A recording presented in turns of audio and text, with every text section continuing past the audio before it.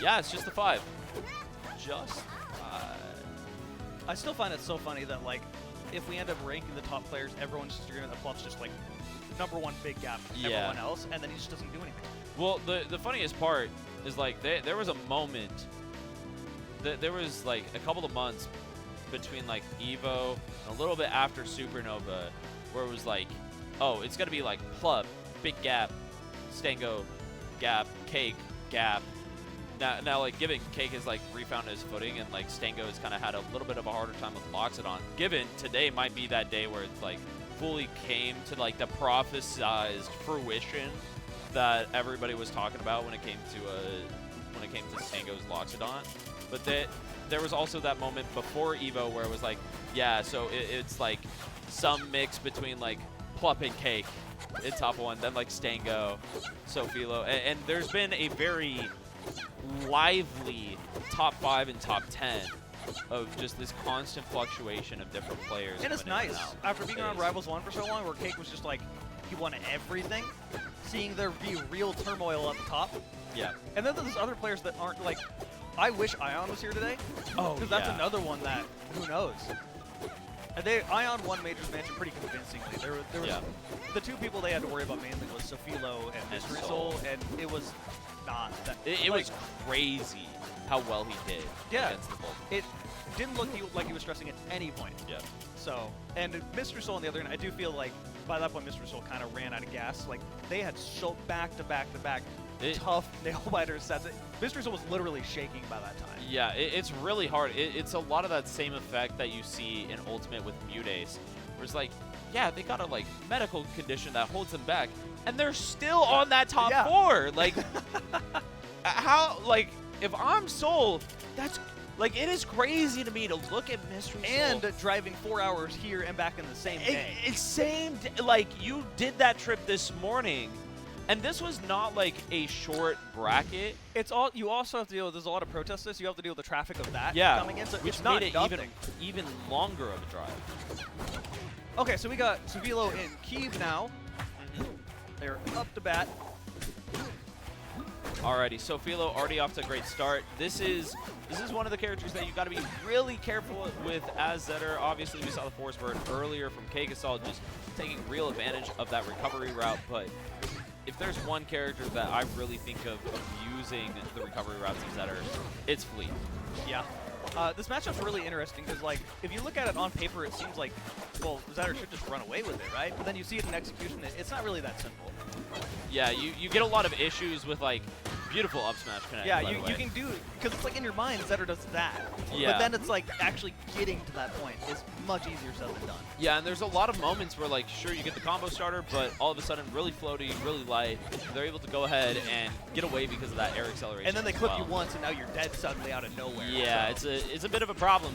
Thus far, Kyiv been unable to go ahead and get those kills as easily. Got the back air right there. This should be it, but no. Sophilo, of course, having the knowledge to say, I'll go high because you don't have the vertical rapid fire movement that you need to go ahead and shut me out here. Oh, that should just be it. Too low. 3 stocks to 1. Pretty firmly in Sophilo's favor right now. Yeah, this is looking rough. Man, still just running away with it. Kyiv not really getting any space or any control. They'll get a stray hit here. They're finally getting a stock. Yeah, finally got a stock.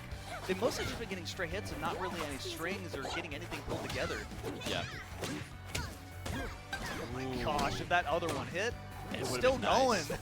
Dude, I love Sophilo's play. Look at that. The dash, the wave dash back to go ahead and reposition, try to get that dash attack. That's been something that I've seen so much more.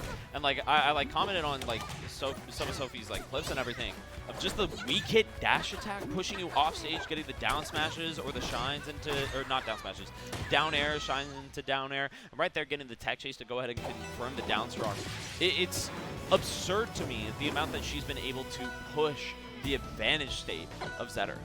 Yeah, it's the thing I've really been impressed about is that she always seems to find one extra spare hit she can get in that you don't think she can slip in.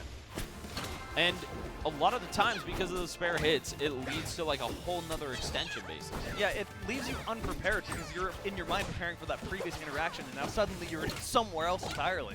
Now we're seeing, of course, the Tempest Peak pick. We saw a lot of this dynamic play out in the previous Fleet sets. The goal is to go ahead, bring in that stage, make it so much easier to get access to the opponent. That way you can push them off the stage and kill them early. Thus far, not playing to the best advantage for Keeb, as Sophie's always one of the best close quarter combat players and is really dishing out a lot of damage. This is the point where you got to get that kill. Weak hit Nair, though, does mean Sophie gets to breathe a little bit longer.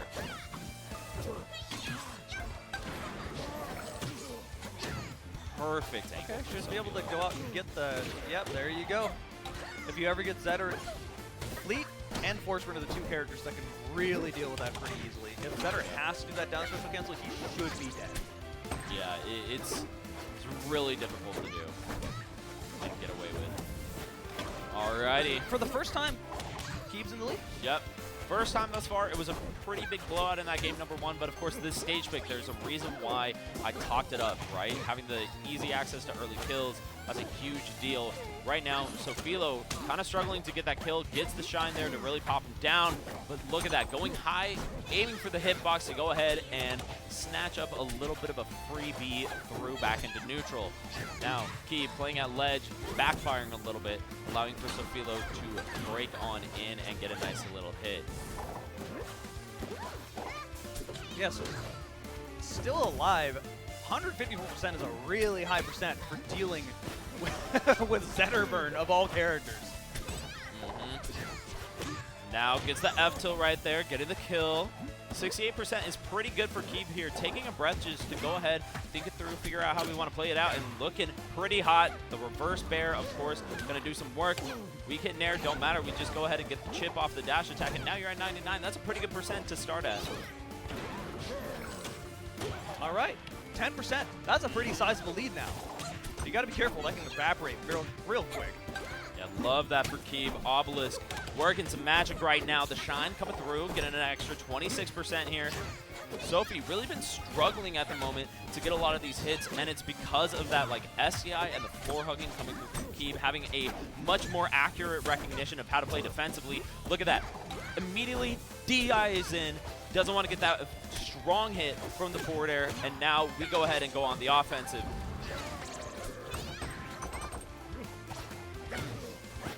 Man, I love the controller Keeb uses.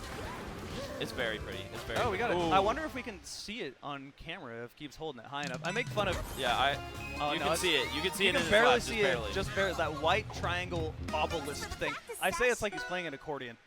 Yeah. It's kind of the motions they do when they're playing. It's a very unique controller, and it's all for his hands, right? Like, yeah, they have big wrist problems. This was, for a while, we thought they had to retire. Keeb told us they had to retire from Rivals 1, which is sad because they were like the best pawn, basically. Yeah. And Rivals 1, but then they found this controller, they got their wrist guard on them, there's like a metal piece that holds their wrist straight, and they've been able to play. They have to restrict how much they can play, but yeah, they didn't have to retire. That's the important thing. That's the nice thing, getting able to go ahead and thrive in new ways and new manners is really wonderful to see. Now at this point, Fire Capital, of course, if the main goal and objective of playing Fleet is to bring it in, make it much easier to get those early kills, what do you do when you're playing a Zetter? You pick a much larger stage. You bring those blast zones nice and far out, make it so much more difficult to keep to nail you to the cross when you're off stage. Now, 77% thus far, gets the backer, gets the forward air, re-kick, confirmed the strong hit, no kill yet, but 99, 100%, it is racking up nice and quick here. Up strong to finish it off. Yeah, pretty convincing first stock. I did think this was initially a pretty interesting stage pick because I almost feel like, I don't know, I guess Zetter does fine here, but I almost feel like it's not necessarily a super strong stage pick for either character. Hey, you take, ultimately the goal is to neuter the potential of Fleet, and it's working thus far. That is true. You just made it so that she can't get easy kills.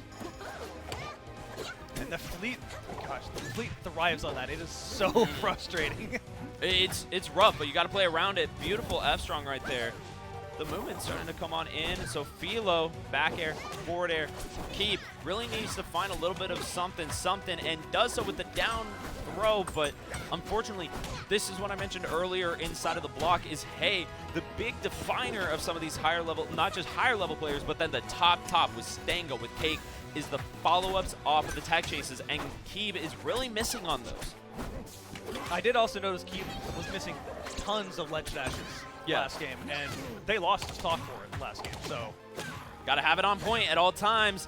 Keeb got a little something coming through. That nair, back air. It's this tried and true method of forcing you off stage with that forward air hit and sealing the deal with the strong hitboxes. Those aerials, they used to be so much more broken at the beginning of the game, but they still come through and do the work needed now. Why does Fleet have basically 3 kill aerials? Hey, I don't know what you're saying. This is like on his bottom tier for sure, right? Yeah, if you ask the Fleet main, definitely not a really strong character. Speaking of really strong, look at the hit falls on those nairs to get the follow-up. So Sophilo I shutting think it down though. Keeb, I think, has woken up. I think they were nervous and they were making all these kinds of bloods, but they're playing better now. Yeah, I mean a big thing for me is not only when you see those edge guards, but those hit fall nair combos with Fleet. They're not a very common thing, but they are really strong.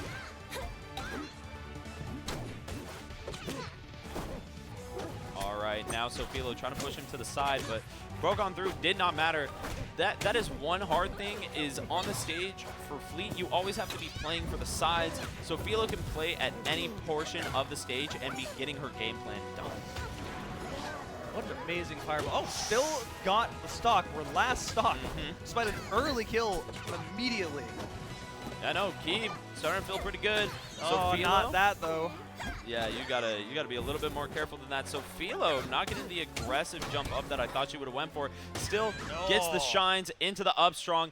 Little bit of a pop off, that fist bump right there, securing that. That was definitely a game that she could have dropped, but instead she comes through, seals it up, and just secures and locks it down. This is really important for her. I mean, you know, we've talked about how she kind of goes back and forth on dooming. I love the demeanor between the two players. Like, Sophilo's like popping off super. You can it's that see emotion, the emotion passion. and anxiety, and Keeb is like keeping it all, not showing it and keeping it. But you know, Keeb's nervous. Oh yeah, Yeah. but you gotta breathe. You gotta pull it back down and have the vibrato to reassure yourself. Interesting stage pick. Just kind of works for both these players, I feel like. Yeah, ultimately, still shrinking it a little bit down. I think a big part is that platform, having it over closer to the sides. If you could lock Sophilo onto that plat early, you get that forward air to drag her off and get the kill nice and quick. That being said, Sophilo is the one to go ahead and nail down a bunch of damage. 102, 103, gets the up air weak spot and secures it, finishing it up with those forward airs. Beautifully done to go ahead and wake up in that game number 4, as she was really struggling during game number 3. Yeah, and if you're Keeb, you just got to take a breath and keep it slow. You're down, but you can't throw away your next stock. Now Sophilo coming in with the weak hit of fair. I love the landing fairs. A lot of the times Zetters will opt for the strong hit just for the sake of like, let me push you away with further knockback. But Sophilo's really specifically aiming for that weak spot to try to get a follow-up. I want you near me. I want to kill you. Exactly. Why am I pushing you away? I'm the one scrapping with you. I'm the rush down. Take some damage real fast.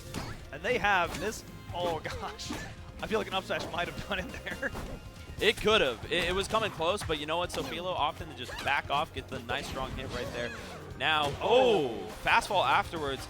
A little bit of a reaction in Sophilo's player cam, just, and understandably so, you know. You just went ahead and dropped that stock. A little bit of frustration, but hey, you keep it moving, get that throw real fast. Didn't get the kill off of it, don't matter. 106, that's not too bad. You just got to be careful not to drop the stock here. Yeah, when you're in a bracket, you don't want to give them anything. You can't give them life. All right. Ooh, strong hit of forward air. Keeb just barely surviving. That's one of those when it comes out as a straight, it can be so hard to reaction on the DI. No reacting on that DI there, though, as Keeb going ahead and dropping it to that forward strong off of the fire. Now at this point, Sophilo feeling nice and hot right here. Yeah, and this is last stock for Keeb. You cannot lose this stock or they're just out. Gotta secure it. This is that Rival 2 Championship Series event, all right? These are these points that decide those rankings. You want to show what PNW got, Keeb? Come on, get this stock real fast. Otherwise, Sophilo gonna run you over as she is plowing in here. 46, 53, and she is not stopping. I think Keeb's the last PNW rep here. Yep, Ganger just dropped out to Elky, so Are you gonna tie with Gengar, or are you gonna make a little bit of a point that, hey, maybe I'm that up and comer right now, you know? Like maybe I am him. To be fair, this is the classic Portland versus Seattle. Gengar is Portland, Team is Seattle. And there it is. No more versus. It is. But I mean, it's decided. Yes, but at the end of the day, they can look at each other and be like, yeah, but my results, your results. Yeah. I mean, Seattle had the better. We're Portland still had the keeping better, it. you know. True. We always have this brotherly love-hate thing going on in Seattle. I feel that. I feel love it that so much.